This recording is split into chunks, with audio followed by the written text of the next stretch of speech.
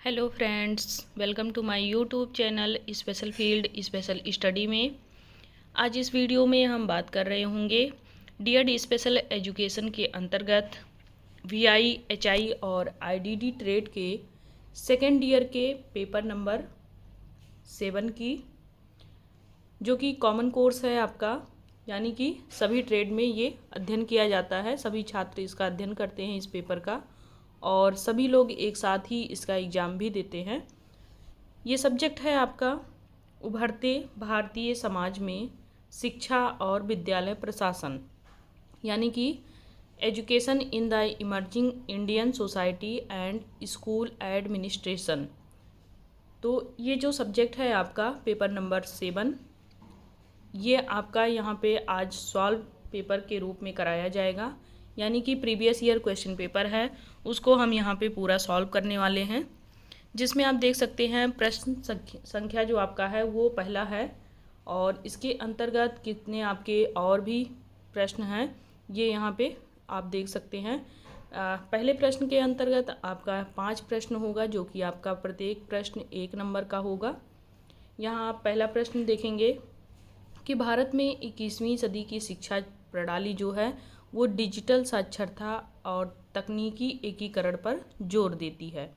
तो क्या ये ऑप्शन सही है? क्योंकि 21वीं सदी में जो शिक्षा का स्तर था उसको डिजिटल किया गया, और कहीं ना कहीं इसमें काफ़ी तेज़ी से सुधार हुआ। तो ये चीज़ें कहीं आप अगर देखेंगे तो ये सत्य साबित होंगी।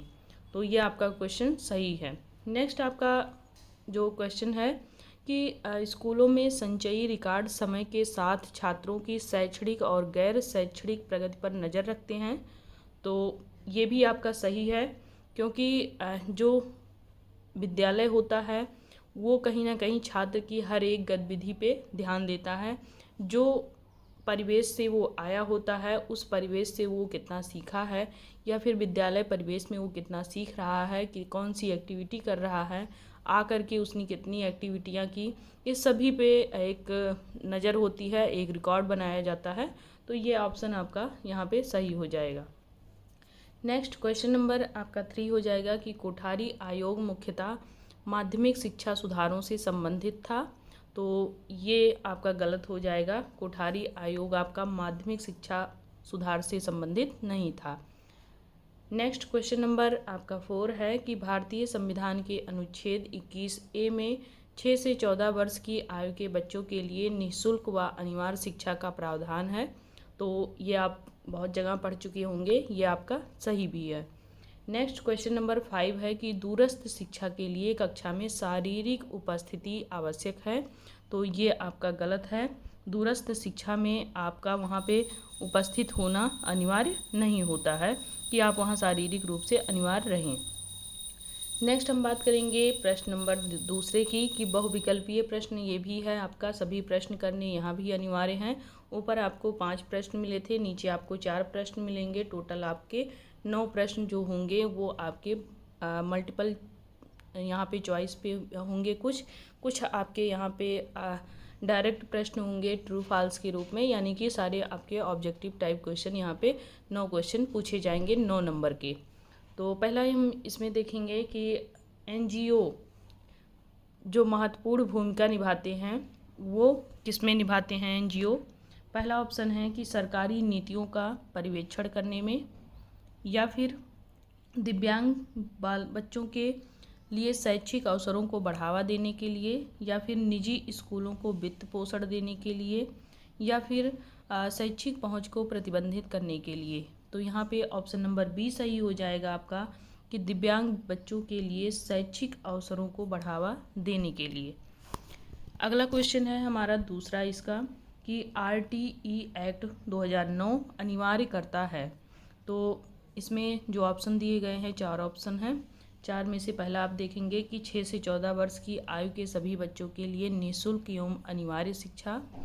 दूसरा है कि केवल लड़कों के लिए शिक्षा। तीसरा है केवल शहरी क्षेत्रों में शिक्षा, और चौथा है केवल माध्यमिक शिक्षा। तो यहाँ पे आप देखेंगे जो आरटीई एक्ट है 2009 वो 6 से 14 वर्ष की आयु के सभी बच्चों के लिए निःशुल्क एवं अनिवार्य शिक्षा लेकर आया था। नेक्स्ट क्वेश्चन नंबर 3 की बात करेंगे कि सतत एवं व्यापक मूल्यांकन, जिसको CCE बोलते हैं, कंटिन्यूअस एंड कंप्रेहेंसिव एजुकेशन। तो ये आप देख सकते हैं, इसका ऑप्शन 4 है। पहला है कि शैक्षणिक और सह पाठ्यक्रम दोनों पहलुओं का मूल्य मापन करता है ये, या फिर केवल परीक्षणों पर ध्यान केंद्रित करता है, या फिर वो सह पाठ्यक्रम गतिविधियों को अनदेखा करता है, या फिर वो छात्र विकास से असंबंधित है। तो आप देखेंगे यहाँ पे B, C और D ये तीनों में आपके निगेटिव वर्ड्स हैं, तो आपका ये गलत हो जाएगा। पहला ऑप्शन आपका यहाँ पे सही हो जाएगा। अगला है क्वेश्चन नंबर 4 आपका कि संचयी रिकॉर्ड ट्रैक करते हैं। तो पहला ऑप्शन है केवल शैक्षणिक प्रगति, दूसरा है समय के साथ पाठ्यक्रम और सह पाठ्यक्रम प्रगति, तीसरा है केवल उपस्थिति और चौथा है केवल व्यवहार संबंधी मुद्दे।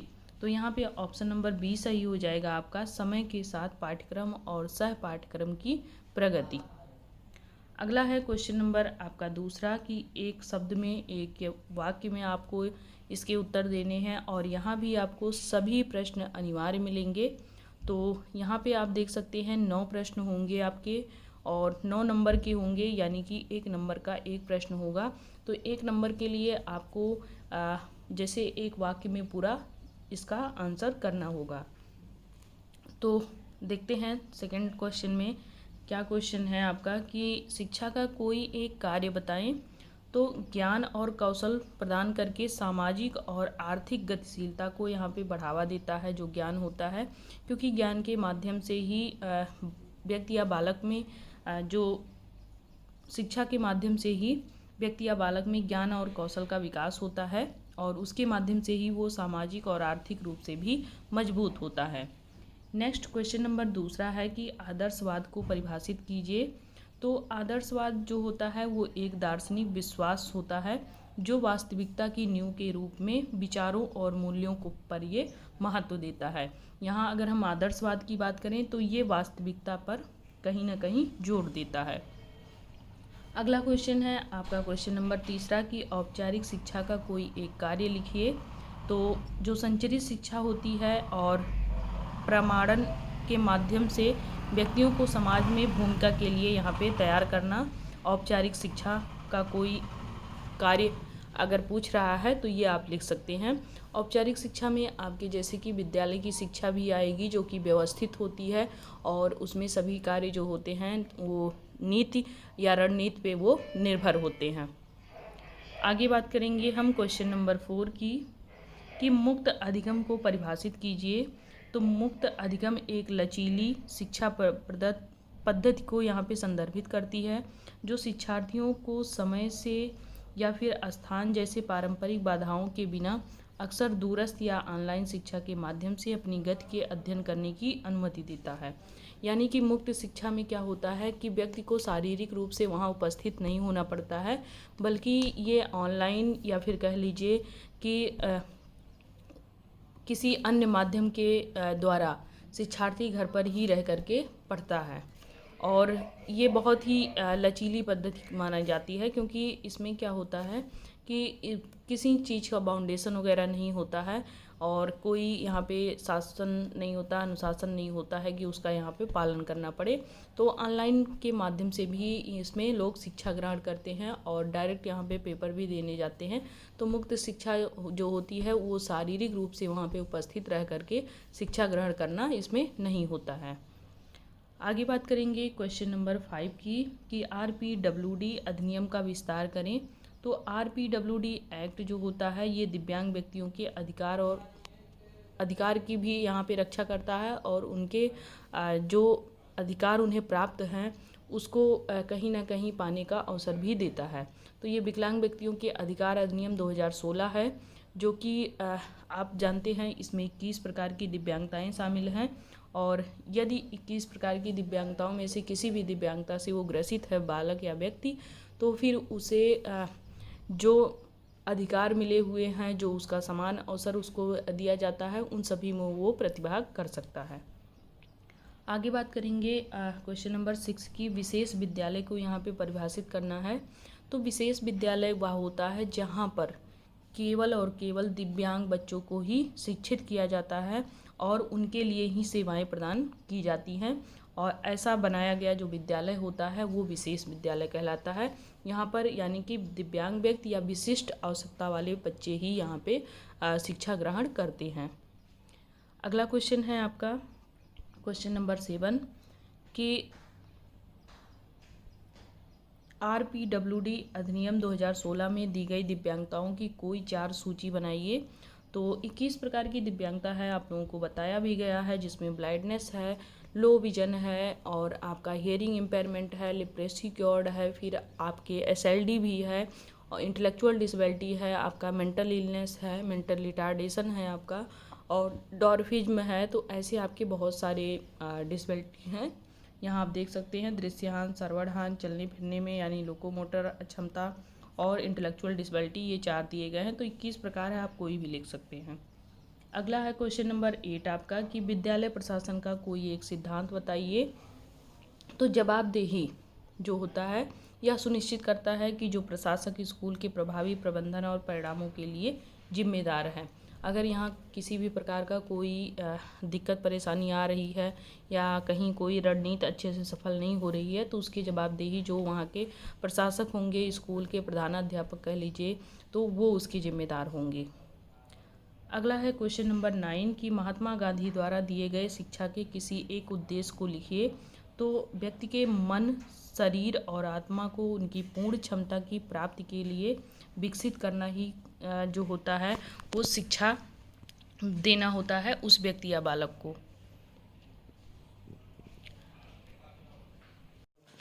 नेक्स्ट क्वेश्चन नंबर हम 3 की बात करेंगे। जो शॉर्ट नोट्स लिखना है इसमें, यानी कि 6 क्वेश्चन होंगे, 4 क्वेश्चन इसमें से करने हैं।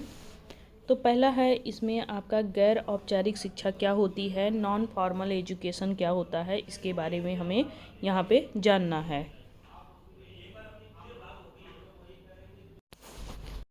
ये आप देख सकते हैं नॉन फॉर्मल एजुकेशन के बारे में। थोड़ा सा ब्लर है, लेकिन आप हमारी आवाज़ सुन करके इस चीज़ के बारे में जान सकते हैं। तो गैर औपचारिक शिक्षा का तात्पर्य ये होता है कि औपचारिक विद्यालय प्रणाली के ये बाहर जो शैक्षिक गतिविधियाँ होती हैं जिसको देख करके बच्चा सीखता है, वो आपका नॉन फॉर्मल एजुकेशन के अंतर्गत आता है। इसमें सभी आयु वर्ग के व्यक्ति या आवश्यकता को पूरा करने के लिए ये डिजाइन किया गया है, जो उनके विशिष्ट संदर्भों और परिस्थितियों के अनुरूप सीखने के अनुभव को यहाँ पे प्रदान करता है। उभरते भारतीय समाज के संदर्भ में अगर हम देखें तो गैर औपचारिक शिक्षा जो होती है वो शैक्षिक असमानताओं को दूर करने और आजीवन सीखने को ये बढ़ावा देती है। इसमें ये इसका एक महत्वपूर्ण भूमिका होता है, जिससे वयस्क साक्षरता की कक्षाओं में व्यावसायिक प्रशिक्षण और समुदाय आधारित शिक्षा पहल जैसे कार्यक्रम इसमें शामिल होते हैं। अर्थात ये अपने जीवन में देख करके सारी चीज़ें सीखते हैं और व्यवसाय प्रशिक्षण भी लगभग देख करके ही ये सारी चीज़ें सीख लेते हैं। ये कार्यक्रम अक्सर लचीले, शिक्षार्थ केंद्रित और समुदाय उन्मुख होता है, जो उन्हें हाशिए पर रहने वाली आबादी के लिए सुलभ बनाता है। औपचारिक शिक्षा के पूरक के रूप में अगर हम गैर औपचारिक शिक्षा सामाजिक विकास, सशक्तिकरण और भारत में सार्वभौमिक शिक्षा प्राप्त करने के समग्र लक्ष्य में ये योगदान देती है। इसका अगर हम सार देखें तो ये होता है गैर औपचारिक शिक्षा नॉन फॉर्मल एजुकेशन का, कि इसमें जो व्यक्ति या बालक होता है वो जिस परिवेश में रह रहा होता है, जिस घर में रह रहा होता है, वहाँ माता पिता से लेकर के घर के अन्य सदस्यों से लेकर के वो समाज के अन्य लोगों को भी देख करके बहुत कुछ सीखता है। और समाज में जो कुछ पेशेवर होते हैं जो कि अपने कार्य में लगे होते हैं, अपना जीवन यापन करने के लिए कार्य कर रहे होते हैं, बहुत सारी चीज़ें उन्हें देख करके भी ये व्यक्ति या बालक सीख रहे होते हैं और उनसे भी प्रशिक्षण ग्रहण करते हैं देख करके, अवलोकन करके। तो फिर बाद में चल करके इनके रोज़मर्रा की ज़िंदगी में भी वो काम आता है, या फिर वो शिक्षा ग्रहण करने के लिए अगर औपचारिक शिक्षा में जाते हैं तो वहाँ भी इनके अनुभव को मान्यता दी जाती है और वहाँ पे भी इनके अनुभव काम आते हैं। अब हम नेक्स्ट क्वेश्चन की बात करेंगे।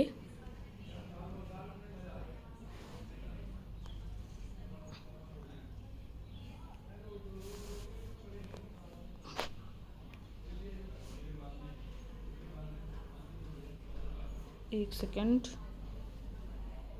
हाँ, अगला क्वेश्चन है हमारा, यहाँ पे आप देख सकते हैं क्वेश्चन नंबर दूसरा है कि मानवतावाद क्या है। इसमें आप मानवतावाद के बारे में जानेंगे। तो चलिए हम बात करते हैं मानवतावाद की।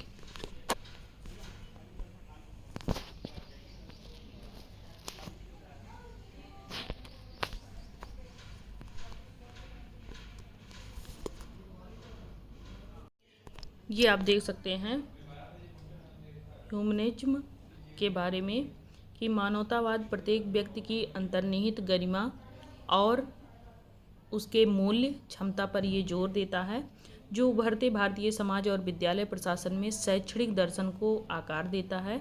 मानव अधिकारों और स्वतंत्रता के सम्मान में ये निहित होता है। शिक्षा में मानवतावाद समग्र विकास, आलोचनात्मक सोच, समावेशिता को ये प्राथमिकता देता है।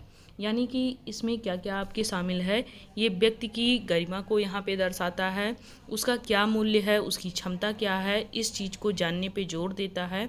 और सबसे पहले तो ये शैक्षिक दर्शन भी कराता है और मानव अधिकार क्या है, स्वतंत्र रूप से उसे कैसे जीना है, कैसे उसको सम्मान मिलना है, उसका समग्र विकास कैसे होगा, उसकी सोच क्या है, समावेशिता क्या है, इन सभी पे कहीं ना कहीं वो जोर देता है ह्यूमनिज्म जो होता है, यानी कि मानवतावाद।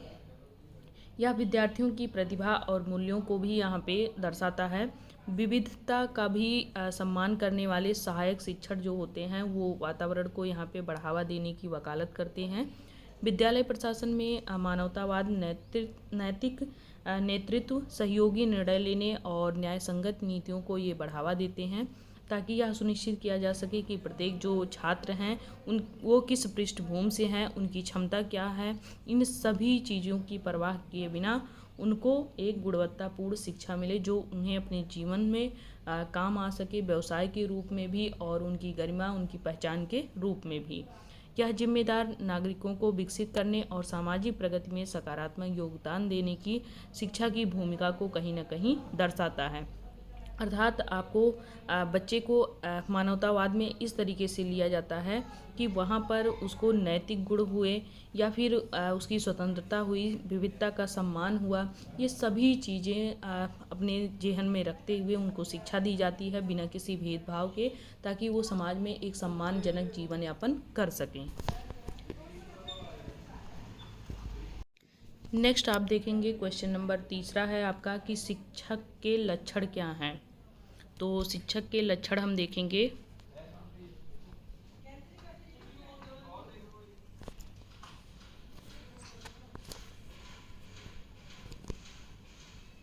ये आप देख सकते हैं, एक शिक्षक के गुण या लक्षण पर एक संक्षिप्त टिप्पणी लिखें। तो ज्ञान और विचारों का एक प्रभावी ढंग से व्यक्त करने के लिए एक शिक्षक जो होता है वो मजबूत संचार कौशल होना चाहिए।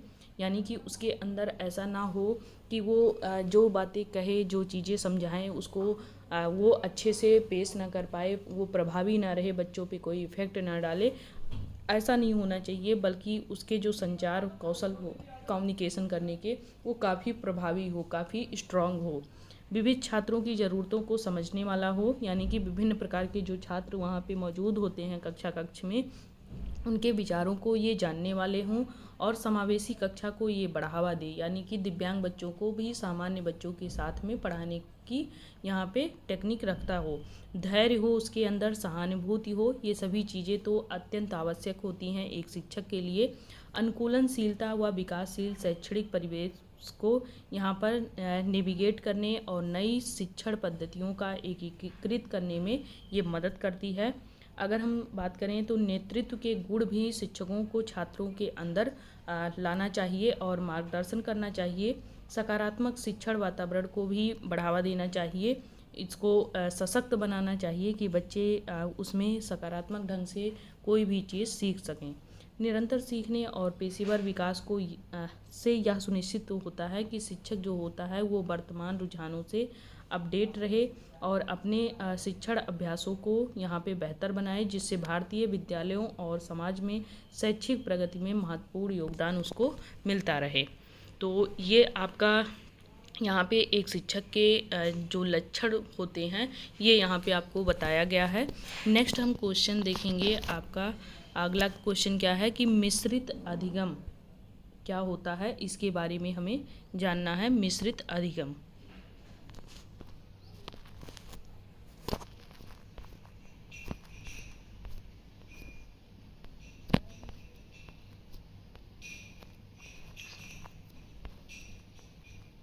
ये आप देख सकते हैं। मिश्रित शिक्षा या ब्लेंडेड लर्निंग क्या होता है। तो मिश्रित शिक्षण जो होती है पारंपरिक कक्षा शिक्षण को ऑनलाइन और डिजिटल संसाधनों के साथ में ये जोड़ता है, जिससे एक संकर शैक्षिक दृष्टिकोण बनता है।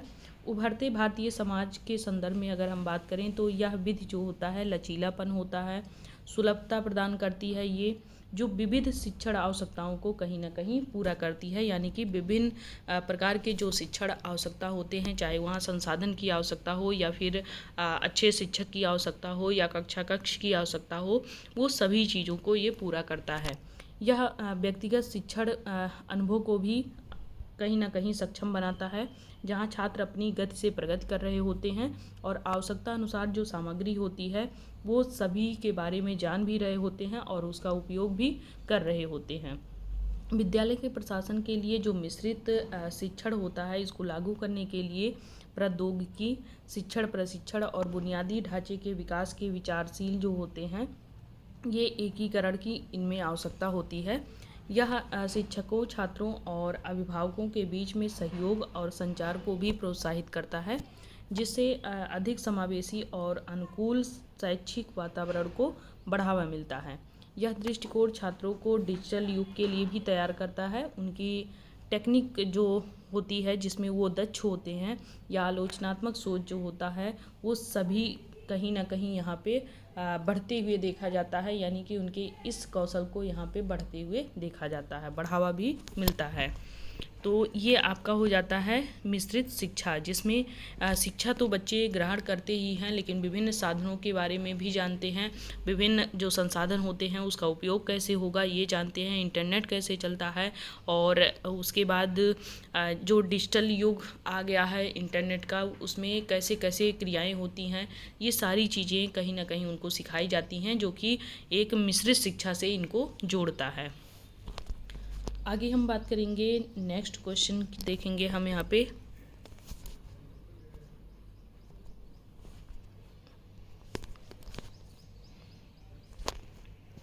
मिश्रित शिक्षा के बाद में आपका पांचवा क्वेश्चन है शिक्षा की आवश्यकता, नीड फॉर एजुकेशन। ये क्या होता है, इसका हम यहाँ पे आंसर्स देखेंगे।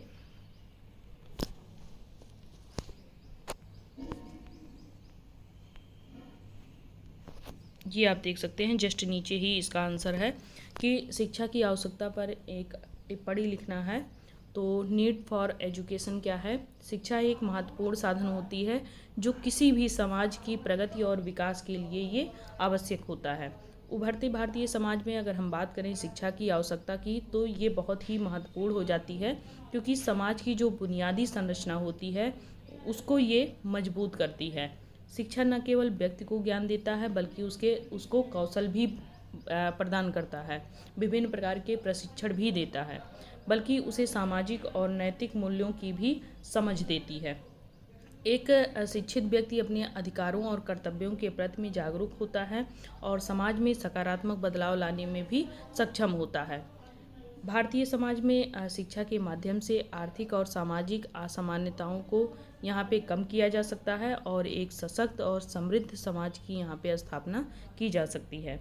विद्यालय जो प्रशासन की भूमिका होती है इसमें ये भी महत्वपूर्ण होता है कि जो शिक्षण प्रक्रिया हो उसको सुचारू और प्रभावी ढंग से उसको वहाँ पे संपन्न किया जाए, और इस प्रकार जो शिक्षा समाज के सभी वर्ग होते हैं उनको एक साथ लाने के लिए सामूहिक प्रगति और उनके सुनिश्चित करने का एक महत्वपूर्ण ये साधन होता है, जहाँ पर आपके ऐसी शिक्षा दी जाती है, यानी कि जिन बच्चों को शिक्षा की आवश्यकता होती है उनको एक साथ लाने का यहाँ पे प्रयास किया जाता है। नेक्स्ट क्वेश्चन नंबर 6 की बात करेंगे कि आपके SCERT क्या है। तो SCERT हम ये देखेंगे,